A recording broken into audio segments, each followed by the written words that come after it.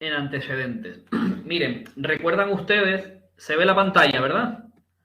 Esta es Sí. la parte justo después de cuando termina y por fin se cierra la subasta electrónica. Nos tenemos que situar en que ya hemos desarrollado y terminado toda la subasta, que va a durar lo mismo en los muebles que en los inmuebles, 20 días naturales desde que se abra, con ese matiz último de que en la última hora anterior al cierre se puede ir jugando o batallando mediante posturas que vayan superando a la anterior en cada hora hasta un máximo de 24 horas, ¿vale? Eso lo habíamos visto. Va a llegar un momento en alguna hora o al final de la hora 24 o incluso antes, durante el cierre que se produzca a los 20 días, en que se quede fijada automáticamente la postura que ha ganado. Esto ocurre igual para muebles o para bienes inmuebles, ¿vale? Entonces, a continuación, lo que nos comentaba el artículo 650 en cuanto a aprobación del remate y el decreto de adjudicación viene a ser una serie de supuestos en función de esa última mejor postura. Y hablábamos de que se daban distintos casos, ¿vale? De este artículo ya decimos con los matices de que suelen ser, la subasta en general suele ser materia más de gestión que de los otros cuerpos de auxilio o TRAMI, pero nos la vamos a estudiar exactamente igual, ¿vale? Bien porque vayamos a ir a gestión porque tenemos la titulación o bien porque quiero cubrir esas 3 o 4 preguntas que me puedan caer. Recordar que el remate es el abono de la cantidad que diferencia el depósito de de la postura que yo haya hecho, esa diferencia, vamos a considerarla el remate. El juzgado tiene que aprobarlo, hacer esa resta, hacer ese cálculo y darnos un plazo para consignarlo en la cuenta de consignaciones. Va a ser de 10 días. Y una vez que lo consigne, a partir de ahí dice la ley que nos pondrá en posesión de los bienes muebles. Nosotros vamos a tener alguna diferencia aquí en los bienes inmuebles, ¿vale? Porque habrá que establecer un plazo más amplio para poder consignar la diferencia, porque normalmente los bienes inmuebles salen por posturas mayores, ¿verdad? Bueno, y porque los porcentajes de lo que puede ocurrir ahora va a ir cambiando, van a cambiar. De esta forma, el artículo 650 y el artículo 670 respecto a los inmuebles siempre los vamos a tener en la cabeza relacionados, porque van a ser posibles preguntas de la adjudicación de la subasta, del objeto, bien sean muebles o del inmueble, en función de cuánto hay, del porcentaje que haya alcanzado la mejor postura. De esta manera, pues el otro día veíamos que si la mejor postura la hacía el ejecutante y además era igual o superior al 50% de la valoración, del avalúo, pues una vez que liquidábamos principales intereses de la ejecución, le dábamos 10 días para que ingresara la diferencia y después ya se adjudicaba y se le ponía en posesión. Bueno, si segunda supuesto solo teníamos posturas superiores, pero los que nos decían es que iban a pagar a plazos con una garantía, pues lo que ocurría es que había como si fuera un traslado al ejecutante que podía adjudicarse los bienes muebles, en ese caso, por el 50% de su valoración. Y si fuera inferior al 50%, pues corregíamos y dábamos 10 días al ejecutado para traer un tercero. Recuerden este supuestillo que era un poco más complicado que los demás. Y si no, pues 5 días para adjudicársela por el 50% o por todos los conceptos. Una siguiente postura, cuando ya tenemos propuestas o pujas inferiores al 50% de esa valoración, el ejecutado podría tener un tercero que mejorara, ¿vale? Todo esto está orientado a que no se produzca pues una injusticia entre la puja más alcanzada y el valor verdadero del bien, teniendo en cuenta la valoración que se haya producido. Bueno, y en el último extremo, si tampoco tuviéramos ninguna postura inferior al 50, sino, o sea, inferiores al 50, ninguna superior al 50, tendríamos que tener en cuenta por lo menos ese 30% del valor de los bienes muebles y se lo adjudicaríamos al mejor postor, siempre que cubriera eso que llamamos el despacho de ejecución, incluyendo la cantidad prevista para intereses y costas, ¿vale?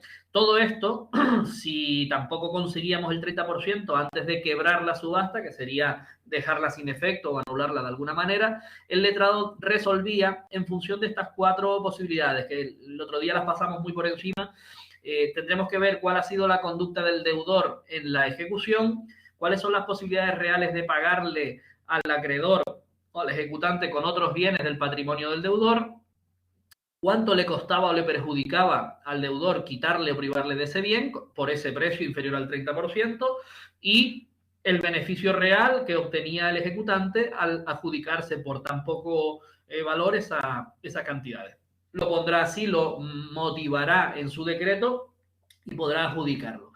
Un detalle que vamos a tener en cuenta y que va a ocurrir igual en la subasta de bienes inmuebles es el llamado, la posibilidad que tiene el ejecutado de liberar su bien, de liberar el bien que le ha sido embargado y que está en el proceso de subasta. Lo va a poder hacer pagando el principal, los intereses y las costas, y la preguntita va en el sentido de que será en cualquier momento antes de la aprobación del remate o adjudicación.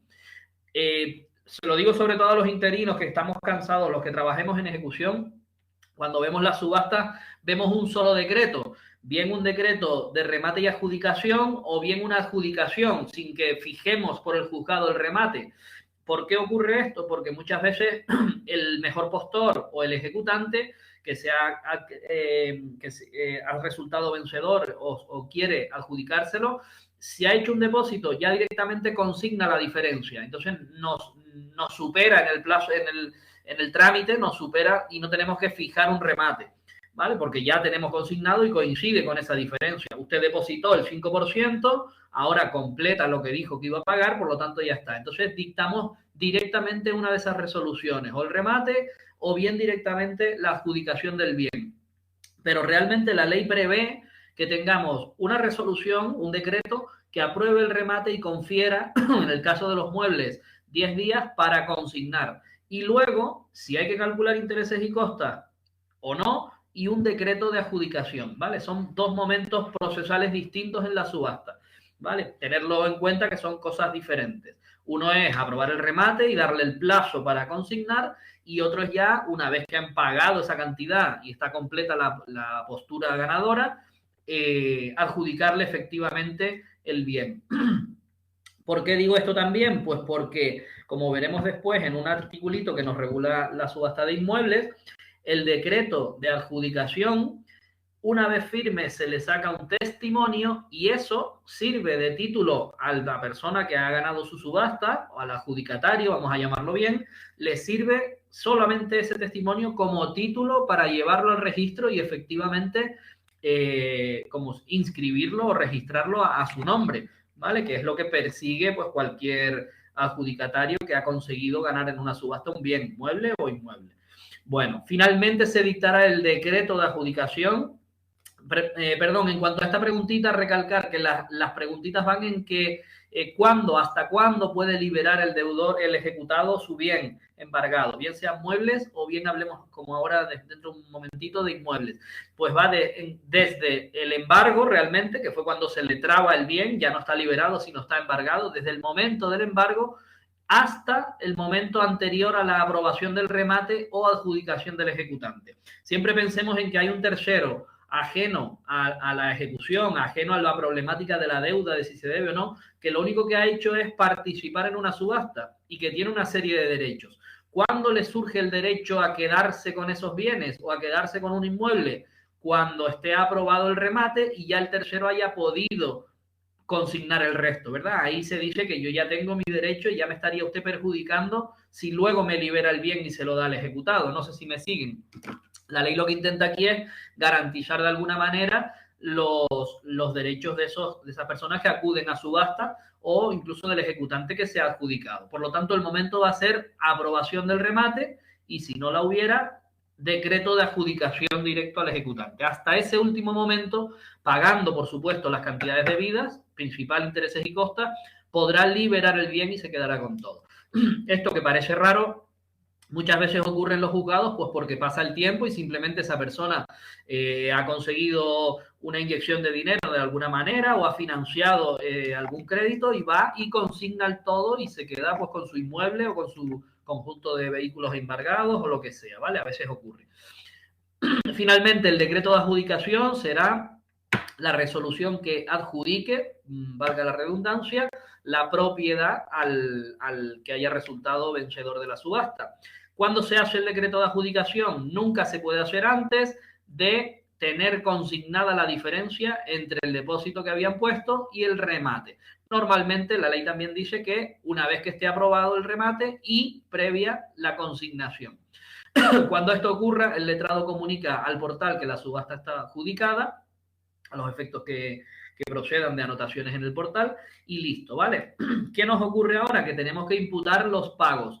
Toda esa cantidad de dinero que hemos obtenido, depósito más remate, vamos a tenerla que aplicar. Pues bueno, nos dice la ley que a todos los que hayan participado y no hayan resultado la puja vencedora o la mejor postura, se le devuelven las cantidades depositadas, excepto los que el que haya sido mejor postor y aquellos que hayan hecho posturas con reserva. Yo podía igualar la mejor postura o incluso pujar por debajo, para el caso exclusivo de que el que ganara no consignara después el remate, es decir, resultara un postor fallido.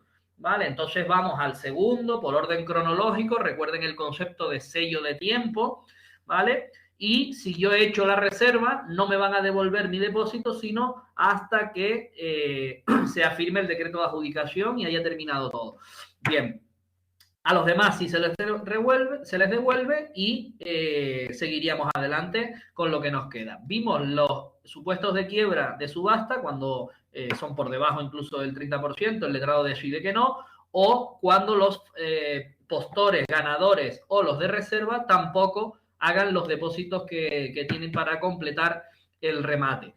Entonces, bueno, nos dice la ley que se procede a una subasta, salvo que se pudiera consignar de otra manera, pagar de alguna otra manera el principal, intereses y costas. Esto también lo resolvería el letrado y es un supuesto, la quiebra de subasta, que se intenta siempre evitar, ¿vale?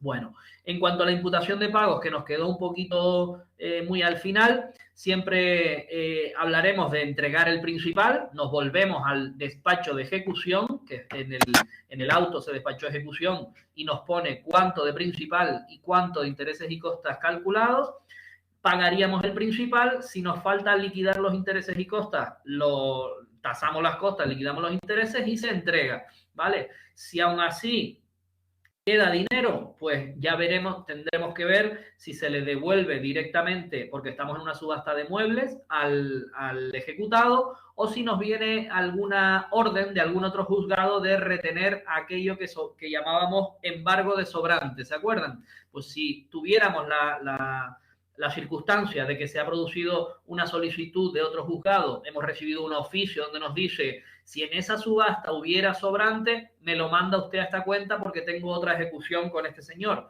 ¿vale? Pues procederíamos así. Y luego ya al final, si queda algo de dinero, entonces sí se le da a los ejecutados, a la parte ejecutada.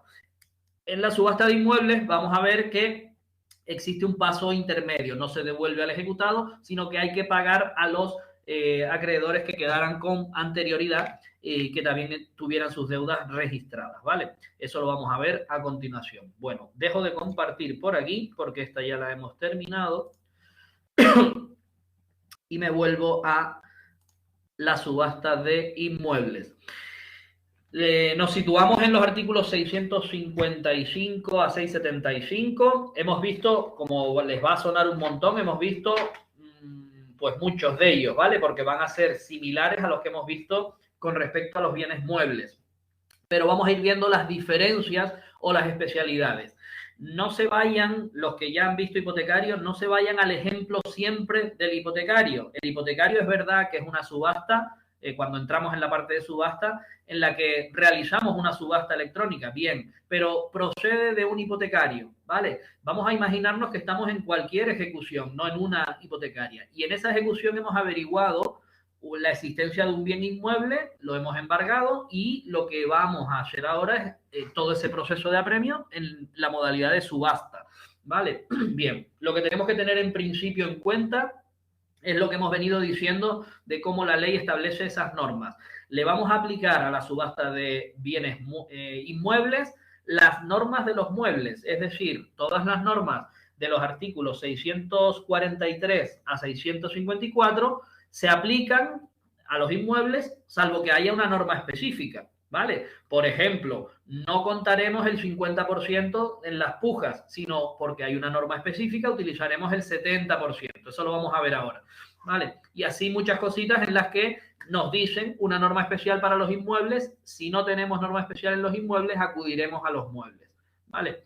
Bueno, en primer lugar, dos especialidades que hacemos cuando vamos a poner en marcha una subasta de inmuebles. Uno, de oficio, el letrado hará dos cositas. Pedir la certificación de cargas. La certificación de cargas es ese documento que nos remite el registro de la propiedad y que verdaderamente nos refleja el número de finca, la descripción que tiene el inmueble, nos refleja cómo entró en el registro y qué tracto ha tenido, qué resultados ha tenido y, sobre todo, cuáles son las cargas que han tenido registro sobre esa finca. En ellas debe constar la nuestra, la que nosotros hemos embargado, la nota de embargo con las cantidades del despacho de ejecución, tanto para principal, tanto para intereses y costas. ¿Vale? ¿Cómo hará esto el letrado de la ejecución encargado? Enviará un mandamiento. Se envía un mandamiento al registro de la propiedad solicitando que expida una certificación de cargas. Les adelanto ya que el propio registrador hará constar mediante anotación marginal, oye, en esta fecha se ha expedido una certificación de cargas.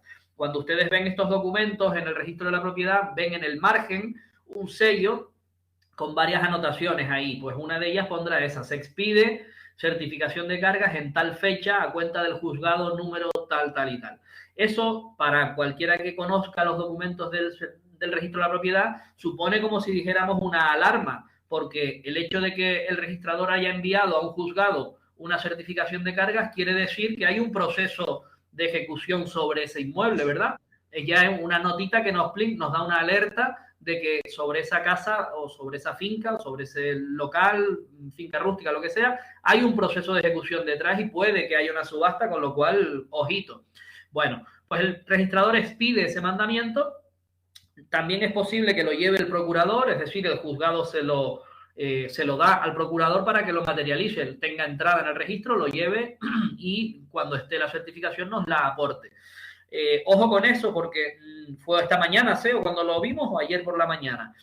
Nos hemos encontrado, claro, la velocidad a la que quieren ir los bancos en los hipotecarios es asombrosa, hasta el punto de que nos hemos encontrado con que ellos han notificado a la parte antes que el juzgado. ¿Cómo era el ejemplo que tenías hoy? Sí, ese fue que acordamos, dictamos el decreto de subasta, libramos el exhorto para notificar ese decreto. Notificárselo al ejecutado. Y el banco por sí solo cogió el decreto, mandó un burofax al ejecutado y lo notificó. Efectivamente. No constaba, en el burofax no constaba ni que la resolución que se notificaba, lo que se había notificado, puesto en conocimiento de que se iba a celebrar la subasta. La por pregunta eso el banco sí, nos lo presentó con un escrito diciendo que siguiéramos el trámite por notificado al ejecutado y que dictáramos el edicto. Claro, ustedes imagínense que el banco le envía el burofax al ejecutado con el decreto de convocatoria de subasta y efectivamente el señor recibe ese decreto de convocatoria de subasta. ¿Estaría bien practicada esa notificación? Pues la respuesta es no, porque primero, el banco no es nadie en el procedimiento para notificar. Y segundo, salvo que el señor asumiera el contenido de esa comunicación, porque no la podemos llamar notificación, y de alguna manera nos dijera, oye, es verdad que estoy informado de todo. ¿Cómo lo podría hacer? Por ejemplo, recurriendo el decreto. Si el señor, a raíz de esa información que le llega por burofax, pone un recurso, en ese caso podríamos darlo por hecho, podríamos darlo por notificado, pero en el resto de casos no. Y a donde quiero llegar es al repaso que dábamos en las notificaciones en la parte general. ¿Cuándo puede un procurador realizar estas notificaciones o requerimientos? Primero, tiene que pedirlo. Segundo, el juzgado tiene que facultarle. Y entonces sí, podrá ir el procurador de la parte a practicar pues una notificación o un requerimiento. En este caso, lo que estábamos hablando es cumplimentar un mandamiento, pero siempre que solicite el procurador ir al registro y llevarlo, ¿vale? Entonces, bueno, por mucha prisa que tengan los bancos, el juzgado tiene sus plazos. Nosotros, en el día de hoy, lo que le hemos contestado a esa entidad bancaria es que se tiene que esperar al resultado del exhorto que se tramita en el juzgado de paz de, no sé si era La Victoria, Los Realejos o no me acuerdo del que sea. ¿Vale? Bueno. Santa Úrsula. O Santa Úrsula, vale. Una vez que llega esa solicitud de certificación de cargas al registro de la propiedad correspondiente, miren, creo que tengo por aquí una certificación de cargas para que no nos vayamos mucho del tema. Denme un segundo y se las enseño. La tengo, creo que aquí. A ver. Vale, por aquí. No, esta parte. Ahora. Para los que no lo hayan podido ver, comparto aquí la pantalla. Lo que nos viene del registro de la propiedad. Vale. Lo que nos viene del registro de la propiedad es esta parte. Esto es todo el edicto. Esto. Certificación de fulanito, registrador de Puerto de la Cruz, certifico. Descripción de la finca, propietario, ¿vale? Y cargas. Las cargas son anotación de embargo letra A. Esto lo estuvimos viendo también el otro día. Pues esto es una certificación de cargas. Y ellos en sus folios en los asientos ponen en el margen de su hoja una nota de expedición. Anotan marginalmente que se ha expedido, ¿vale? Volvemos a la pantalla. Espero que esto se esté viendo más o menos bien. Ahí va. Volvemos. Mira, perdona un segundo, Fran. Dale, Lisa, sí. El ejemplo ese que pusiste, ¿cómo se enteraron ustedes? Porque me presentaron a mí un escrito aportando un burofax. Ah, el banco. El banco. Claro. El banco dijo, yo que soy más listo, ya le notifiqué. Sigan ustedes para adelante.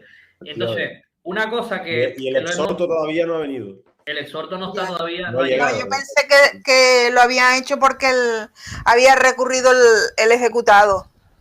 No, el ejecutado... Pero tenían ustedes conocimiento por ese motivo. Claro. Una cosa que tenemos que tener en cuenta en el trámite de la ejecución y en el trámite concreto de la subasta es que no podemos dar el paso siguiente hasta que no tengamos firme el anterior. Por ejemplo, nosotros sabemos que sin el auto despachando ejecución y el decreto no podemos ir a embargar. Y si no hemos hecho el requerimiento de manifestación de bienes, no podemos apremiar al señor con nada, ¿verdad? Tenemos que ir paso por paso. En este caso, teníamos el decreto de convocatoria de subasta, pero hasta que no se notifique al señor no es firme. Luego, yo no puedo sacar a subasta los bienes por mucho que el banco me diga que ya se lo dijo. Es que no funciona así, claro. ¿Vale? Pues, vale. Bien. Una vez que tenemos acordada la subasta de los bienes inmuebles, el embargo de los bienes inmuebles, certificación de cargas hasta que nos llegue, donde vamos a ver si tiene cargas y en qué importes, ¿vale? Otra de las cuestiones que tenemos que hacer de oficio por parte del letrado es, a raíz de esa certificación de cargas, si tenemos otras cargas o la misma nuestra ha sido a lo largo del tiempo aminorada, tenemos que tenerlo en cuenta. ¿Cómo puede ser esto? Pues porque de una deuda anterior que está en el registro, un embargo de otra cuenta, de otra ejecución, el ejecutado ha ido pagando, pero eso no ha tenido reflejo en la certificación de cargas del registro de la propiedad y me sigue saliendo el total de la deuda, ¿vale? Entonces, lo que dice la ley es que se libre oficio a lo que nos venga en la certificación de cargas, de si hay cargas anteriores, para que esos ejecutantes nos digan, oye, pues mira, sí, a mí me ha pagado la mitad, o mira, a mí ya me pago todo, lo que pasa es que no hemos cancelado esa nota de embargo, eso sigue ahí, pero ya el señor ya se puso al día, ¿vale? Entonces le pediremos, si subsisten sus deudas anteriores, en qué cuantía a la fecha de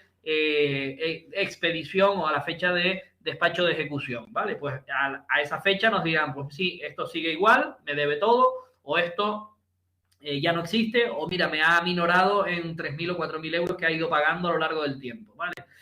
Se puede entregar al procurador también los oficios para los distintos acreedores preferentes, ¿vale? Quedarse con estos titulares de créditos anteriores y preferentes, porque no solo es que en el registro esté el crédito antes, sino también que sea preferente, ¿vale? ¿Cuáles son créditos preferentes?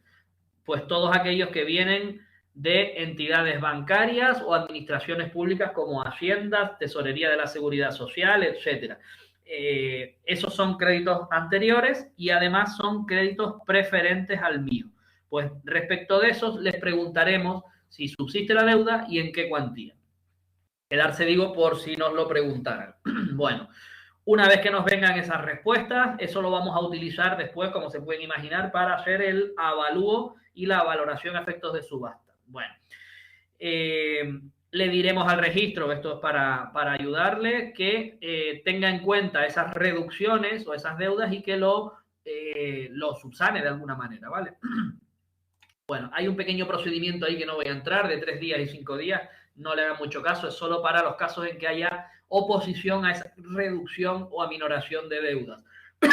Pero vamos, son supuestos bastante rebuscados porque todo eso suele estar acorde, lo que dice el registro, con la realidad.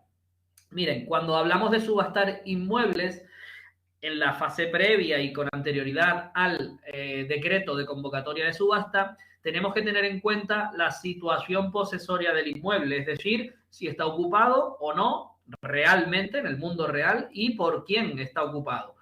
Porque eso puede variar desde uno ocupa sin título alguno para estar, pero que existe, está y vive, y el mismo propietario o un familiar o X, ¿vale? Entonces eso hay que tenerlo, se llama situación posesoria. Tenemos que tenerlo en cuenta en todos los artículos de publicidad y de anuncio de la subasta. Si ustedes se fijan, en el propio edicto de subasta viene un párrafo expreso que dice situación posesoria. Si la conocemos, tenemos que describirla. Inmueble ocupado por persona, el poseedor, o ocupado por el ejecutado, ¿vale? O no se conoce la situación posesoria. Bueno, eso lo tendremos en cuenta y lo publicaremos junto con con el mismo sistema en el Boletín Oficial del Estado, con el edicto, y en el portal a efectos informativos con los datos, con los mismos datos que metíamos cuando subastábamos bienes muebles, ¿vale? En este caso añadiremos un párrafo de situación posesoria. Bien, otra cosa que nos puede ocurrir es que de la documentación del registro nos aparezca que ese bien no pertenece al ejecutado, sino a una persona distinta. Hablábamos ya en la parte general que tendremos que alzar el embargo. Ese embargo no está bien trabado, salvo que hayamos hecho el embargo y la persona a la que venga titular del inmueble sea heredero del causante, heredero del propio ejecutado. En esos casos podemos mantenerlo. ¿Por qué? Porque lo que ocurre simplemente es que la herencia por fallecimiento del ejecutado no se ha actualizado, es decir, no se ha inscrito porque no se haya partido la herencia o por algún motivo no se ha llevado al registro. Hay una discordancia ahí entre el registro de la propiedad y realidad del inmueble, pero sabemos que es el heredero el que va a ir. Entonces, existe una forma de subrogar al heredero, es decir, sucesión procesal, ir contra los herederos, y habrá una forma de adecuar también lo que dice el registro a la realidad física de los inmuebles, ¿vale? Bueno, tenemos que tener en cuenta si el inmueble está arrendado o no, serían ocupantes con derecho, con título a quedarse, y los meros ocupantes de hecho. Ojo con esta cuestión porque en el verbal, en el declarativo, ya hemos visto toda la modificación que el fenómeno ocupa ha causado en la ley, ¿vale? Tener en cuenta toda esa fase, y ahora veremos dos articulitos que están muy relacionados con el respeto y las alternativas que tienen estas personas que, aunque no tengan derecho o título a permanecer en el inmueble, por ley se les da una serie de posibilidades, ¿vale? No quiero meterme mucho en ello porque ya lo vimos en el verbal. ¿Qué nos dice la ley cuando subastamos un inmueble o ponemos en marcha una subasta de inmuebles? Que si conocemos que hay arrendatarios, inquilinos o ocupantes de mero hecho, les notificaremos que existe el proceso. No dice notificarle una resolución en concreto, el auto de despacho o el decreto de medidas, no, ni siquiera la convocatoria, sino que cuando nosotros tengamos conocimiento, noticia de que eso está ocupado, les comuniquemos que existe un proceso de ejecución y les digamos que tienen 10 días para presentar títulos, si es que los tienen, ante el juzgado encargado de la ejecución.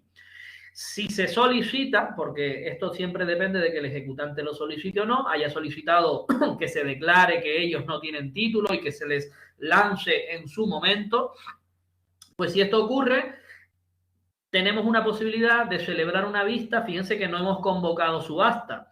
Estamos en el artículo 661. Tenemos noticias de estas personas, se les comunica y tienen 10 días para presentar título. Ya desde ahora, antes de la subasta, se puede practicar una vista y resolver ya desde ahora si esos ocupantes luego van a tener derecho o no a permanecer en el inmueble o bien tendrán que marcharse o ser lanzados, ¿vale? Es el artículo 661.2. ¿Qué nos puede ocurrir durante el proceso de ejecución? Que ese conocimiento de arrendatarios, ocupantes, etcétera, lo tendremos durante el proceso, pero no sabemos en qué momento lo vamos a tener. Si es antes de convocar la subasta, acudiremos al 661 comunicándoles esto, comunicándoles que existe ese procedimiento. Si se pide vistilla, lo podemos llamar vistilla del artículo 675 y un auto del juez donde dirá si ellos después, una vez que se termine la subasta, tendrán título suficiente para permanecer o tendrán que ser lanzados, ¿vale? Bueno, existe otra previsión por si los bienes pasan a poder de un tercero. Esto no quiere decir que lo adquiera en propiedad, sino que tenga derecho de uso reconocido o lo que sea, ¿vale? Pues esa tercera persona también tiene esta serie de derechos: acudir a la ejecución, pedir que se le enseñen los autos, personarse y solicitar la liberación del bien, ¿vale? No es para quedárselo, sino para liberarlo, para que su derecho, el uso, por ejemplo, o el uso y disfrute, a lo mejor, lo que tenga sobre el bien, quede garantizado. Este es un articulillo que tampoco se suele utilizar mucho en las ejecuciones que nosotros tenemos, ¿vale? Bueno. En tercer lugar, ¿qué tendremos que tener en cuenta cuando subastemos inmuebles que no nos ocurre en los bienes muebles? En los bienes muebles, recuerden que después de localizar, garantizar los bienes y pedir la subasta, acudíamos a la valoración 634 y siguiente. Nombramos peritos si nos hace falta, valoramos los bienes, calculamos y venga, ¿verdad? Aquí hemos ya visto la situación posesoria con las distintas cualidades. Antes de eso, hemos pedido certificación al registro de la propiedad. Antes de eso, o a la vez, hemos aminorado cargas si es que nos resulta alguna carga de ellas.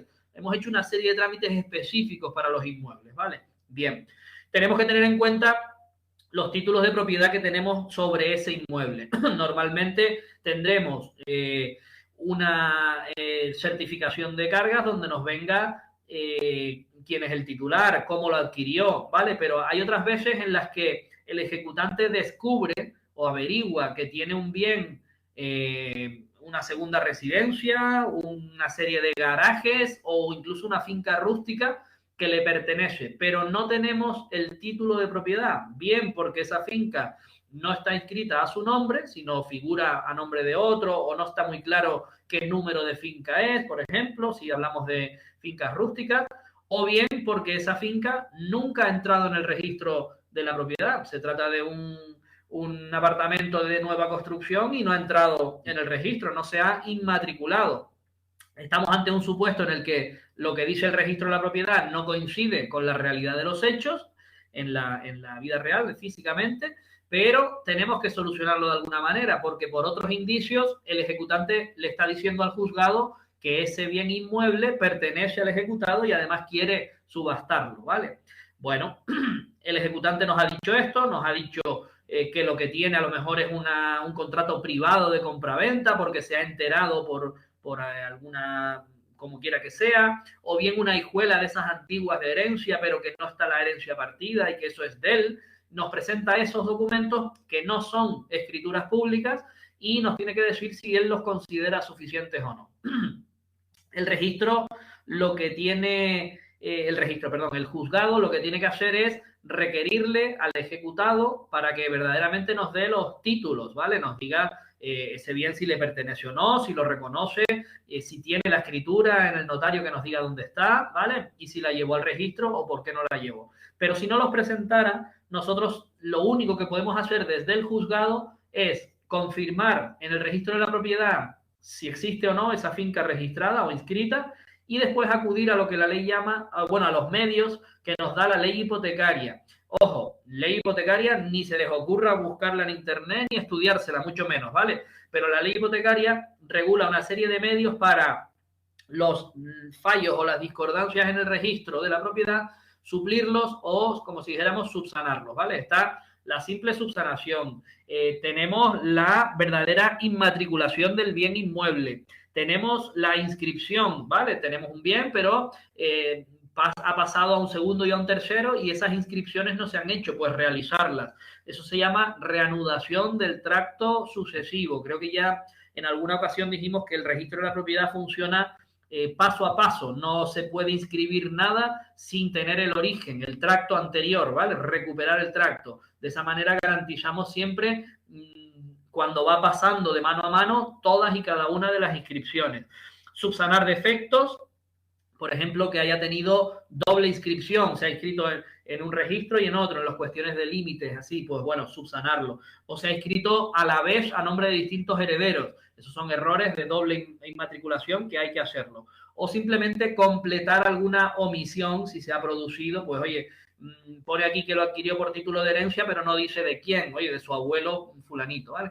Pues podemos solamente utilizar esos medios pidiéndoselo al registro de la propiedad para que subsane todo eso. Ojo, si somos el órgano competente, ¿vale? Normalmente lo seremos, pues porque el inmueble que estamos subastando o ejecutando está en nuestro partido judicial y ese es el fuero de competencia. Pero no es muy normal que se meta el juzgado a solucionar eso, ¿vale? Desde que tengamos un título suficientemente acreditativo del bien, podemos seguir. ¿Y por qué podemos seguir? Porque cuando vayamos a la subasta, recuerden el párrafo que dice que la titulación que haya en el expediente de la propiedad, de títulos de propiedad, o la ausencia de títulos es aceptada por todos los licitadores, por todo el que quiera participar. Con lo cual, allá ustedes, si ustedes quieren participar en una subasta en la que te están diciendo que no hay títulos de propiedad, pues allá ustedes, porque esa finca está donde dicen el lagar de Tío Pepe, linda con barranco, ¿vale? Esas cositas luego a la hora de ir a buscar la finca son un foco de problemas, ¿vale? Si no tenemos una escritura de propiedad en la que decir linda aquí, linda allá, con calle no sé qué, con calle no sé cuánto. No sé si me explico, pero vamos, eso para que vean los efectos prácticos de una subasta sin títulos. Es una locura ir ahí a esa subasta, salvo que conozcas bien el inmueble, ¿vale?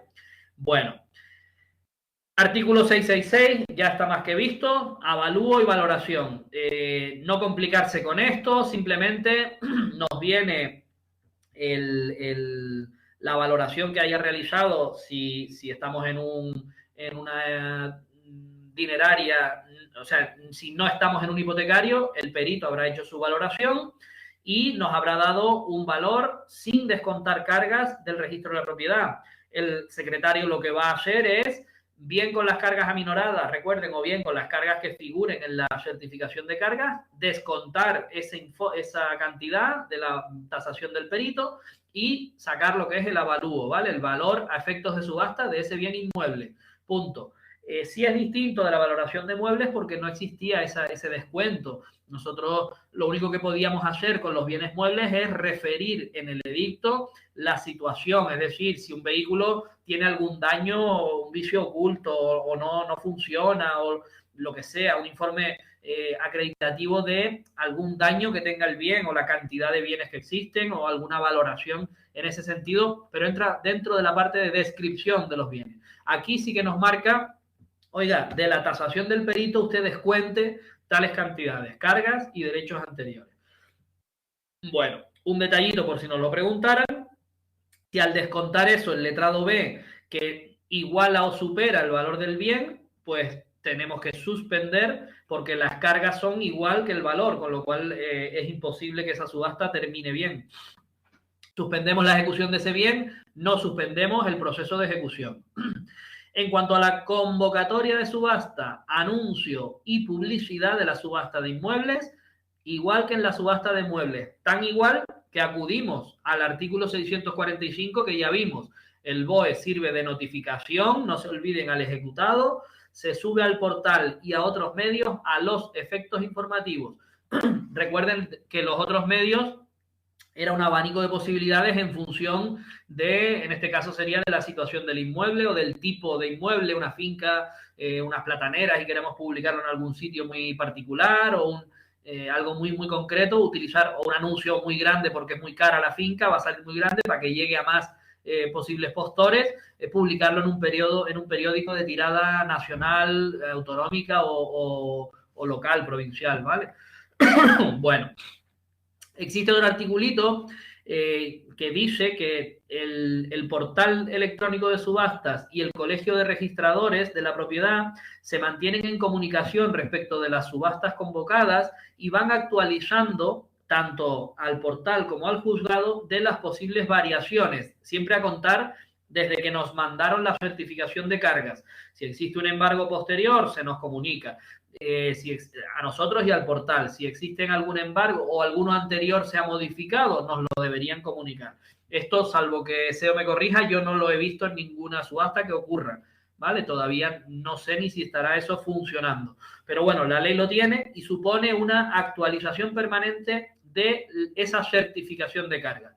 Estaría muy bien que ocurriera porque la certificación de carga se sale hoy y la subasta empieza a funcionar dentro de 2 años o 3 en muchas ocasiones, con lo cual ahí entre medias el registro puede haber admitido embargos, puede haber solucionado cargas anteriores, en fin, un montón de cositas, ¿vale?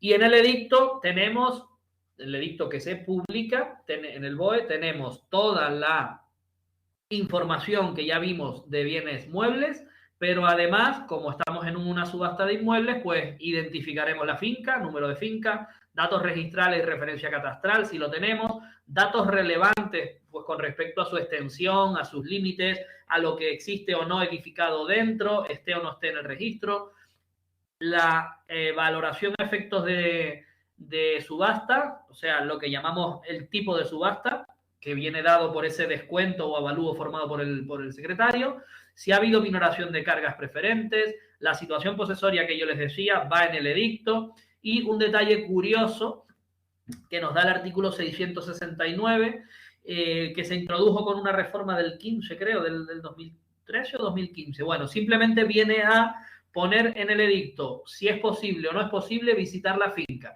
Eso supone muchas veces un inconveniente, ¿vale? Porque si ponemos que permite visitar la finca, nos van a pedir visitar la finca y entonces el juzgado tiene que hacer un trámite con el ocupante, que a lo mejor es una persona que estaba con un contrato y no quiere que le estén molestando en su casa hasta que eso se subaste y empiezan a entrar posibles postores ahí por la casa a ver la casa. Eso no tiene mucho sentido, ¿vale? No se suele dar muchas veces, pero para el ejecutado tiene una recompensa importante. El facilitar la visita de la finca para los posibles subasteros viene a significar la reducción de la deuda hasta en un 12%, hasta en un 2%, ¿vale? Si se fijan en el 669.3 así lo dice.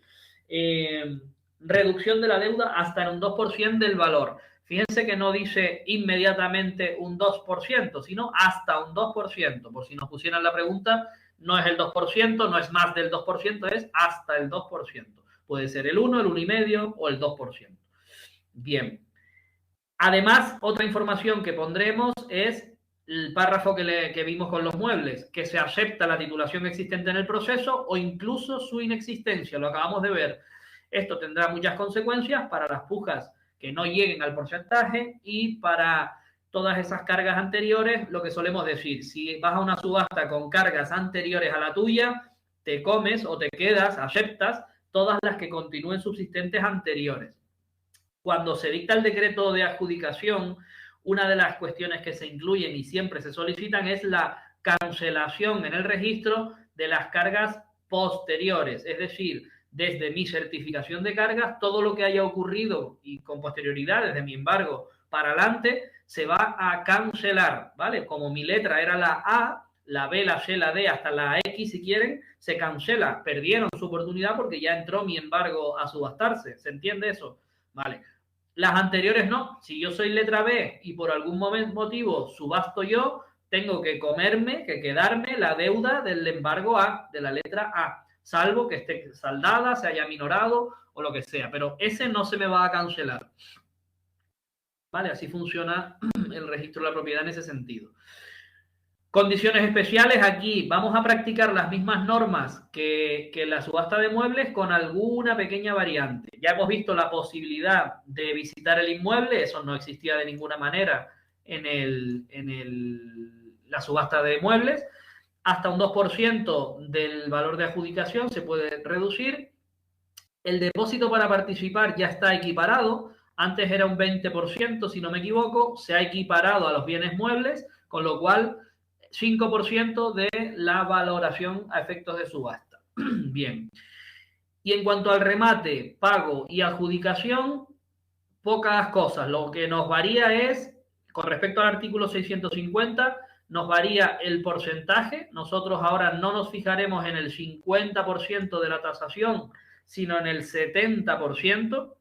Esto tiene su sentido en que los bienes muebles se supone que alcanzan valores más ajustados a su realidad y menores en volumen. Sin embargo, un inmueble pues va a salir siempre por un precio superior y además se intenta evitar la especulación. Por eso subimos un poquito ese porcentaje hasta el 70%.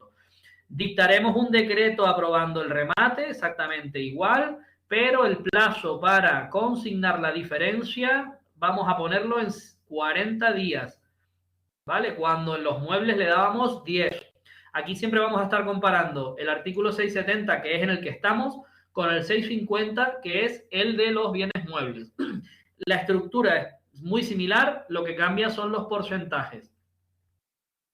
Si la mejor postura es la del propio ejecutante, recordar dos cosas. Una, tiene derecho a ceder el remate, es decir, que el remate no lo haga él, sino que el remate lo haga otra empresa. Me paro aquí para poner el ejemplo que nos suele ocurrir siempre.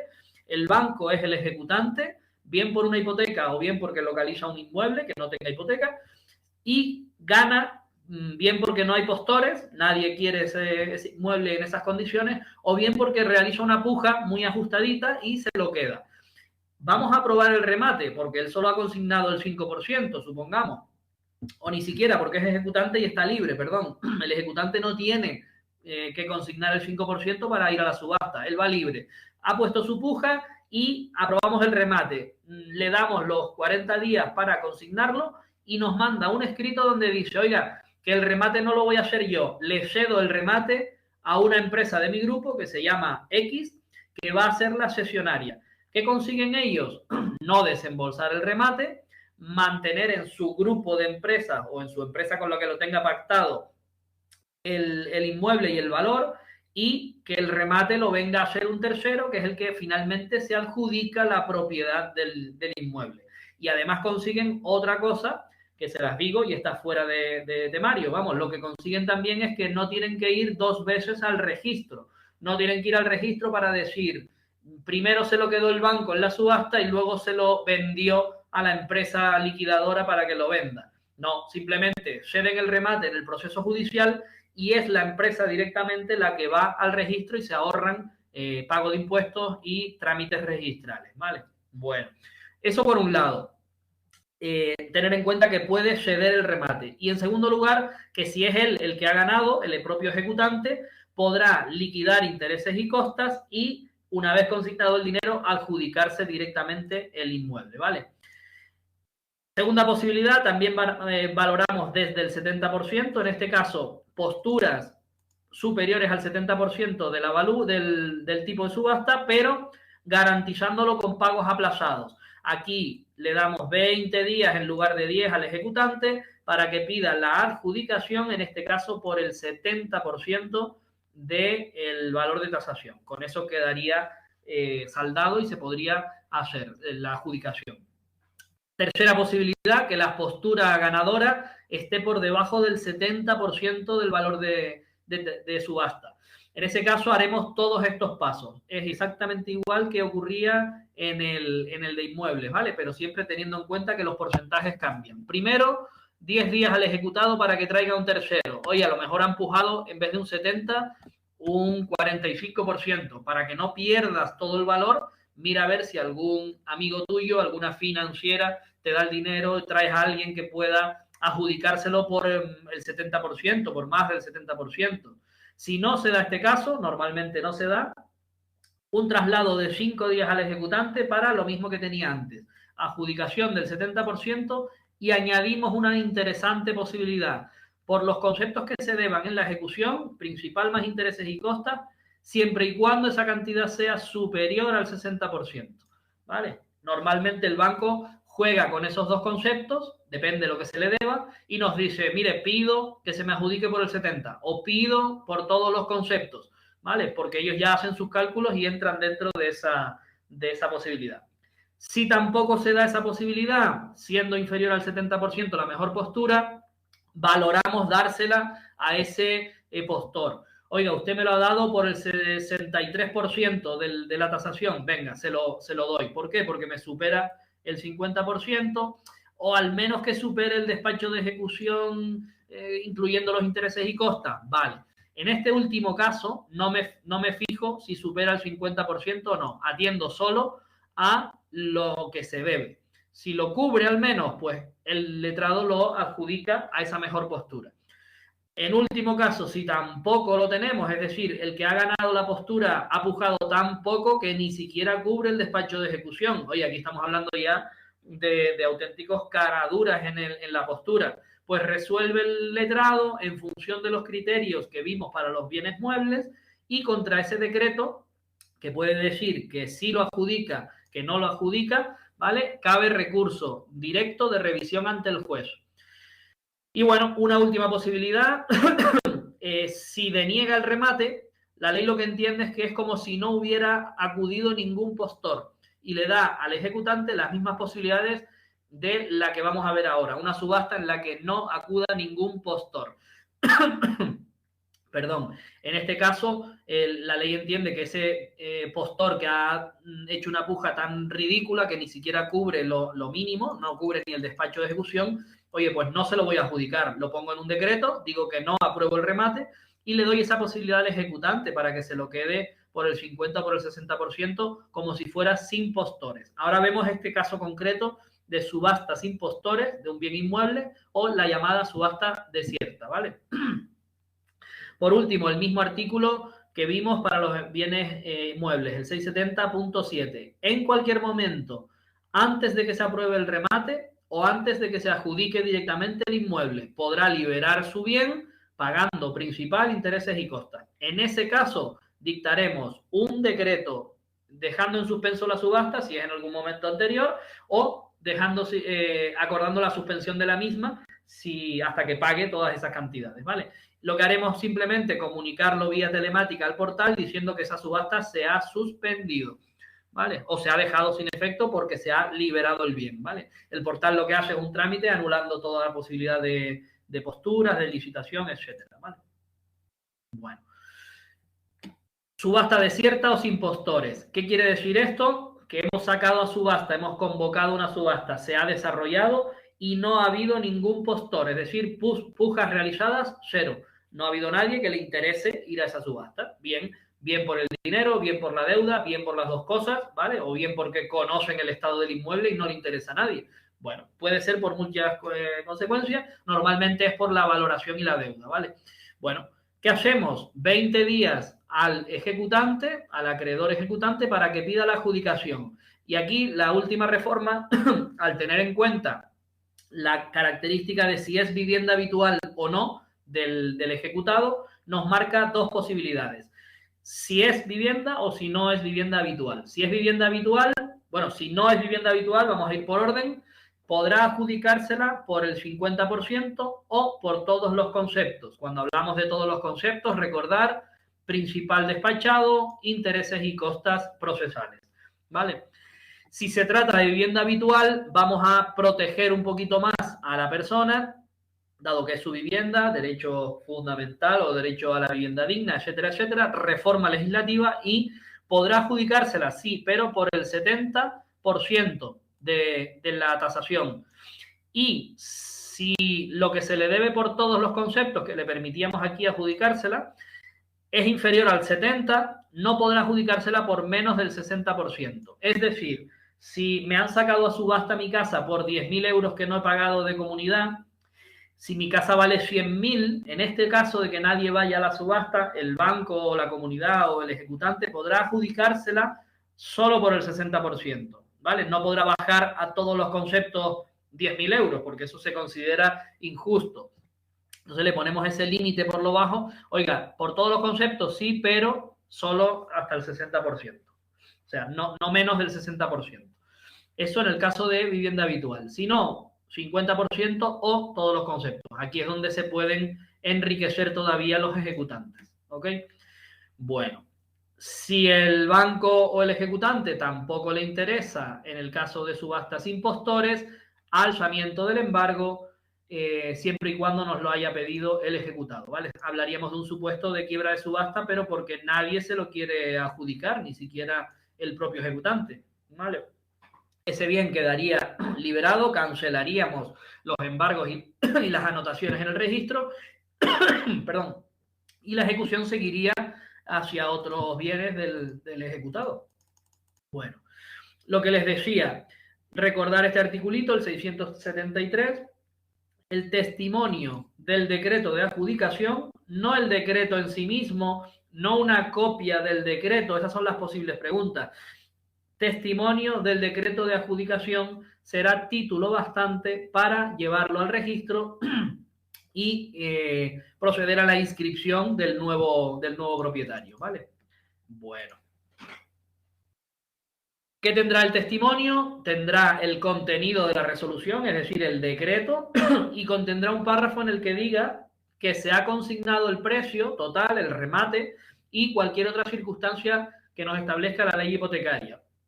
Algo relacionado con la descripción del inmueble, algo relacionado con las cargas posteriores, ¿verdad? Porque siempre nos suelen solicitar mandamiento de cancelación de cargas. Las posteriores, recuerdan, ejecuto la mía, subasto en mi letra A, y las B, C, D y E, que están también anotadas, quiero que se cancelen para que me quede el bien libre y yo lo pueda vender sin ningún embargo. Bien. Lo que hacemos es en el mismo testimonio incluir que sirva de mandamiento para cancelación de cargas posteriores. En el mismo decreto también viene ese párrafo, que se cancelen a partir de aquí la carga que dio lugar y todas las anotaciones posteriores. Repetir aquí que, ojo, las anteriores las acepta el que resulte adjudicatario y además se subroga en ellas, es decir, adquiere la posible responsabilidad. Una carga anterior te la quedas y si te la exigen, pues a ver cómo la pagas, ¿vale? Por último, la toma de posesión. Ya hemos llevado nuestro documento al registro o ya tenemos por lo menos el testimonio para hacerlo. Ya la casa es nuestra, pero ahora tenemos que tomar posesión. Normalmente se le pide al juzgado que fije una fecha y hora para la toma de posesión.